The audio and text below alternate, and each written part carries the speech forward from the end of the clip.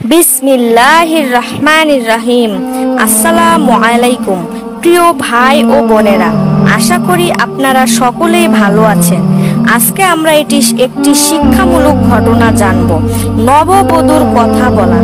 এক নববধূ শ্বশুর বাড়িতে এসে কোনো কথা বলতো না। শাশুড়ি বললেন, বউ তুমি কথা বলো না কেন?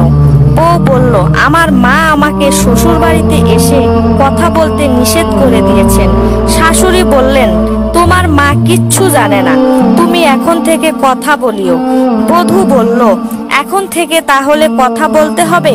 শাশুড়ি বলল, হ্যাঁ তুমি অবশ্যই কথা বলবে। সুযোগ পেয়ে সে বলল, আম্মা আমি একটা প্রশ্ন করতে চাই।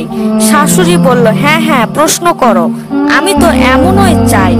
বধূ বলল, আচ্ছা আম্মা, যদি আপনার ছেলে মারা যায় আর যদি আমি বিধবা হয়ে পড়ি, তবে কি আমাকে অন্য কোনোখানে বিয়ে দিয়ে দিবেন, নাকি এমনই ঘরে বসিয়ে রেখে দেবেন? বধূর কথা শুনে শাশুড়ির মাথায় যেন আকাশ ভেঙে পড়ল। এ কি প্রশ্ন! তওবা! এ কি কথা বউ, বরং তুমি চুপ থাকো সেই ভালো। তোমার মা যে তোমাকে কথা বলতে নিষেধ করেছে, ঠিকই করেছে। তোমার কথা বলার চেয়ে না বলাটাই ভালো। এখন আমরা এই ঘটনাটি থেকে যা জানলাম, যা বুঝলাম, কেউ কথা না বলতে পছন্দ করলে তাকে জোর করে কথা বলানো উচিত নয়। তাতে লাভের চেয়ে ক্ষতির আশঙ্কাই বেশি থাকে।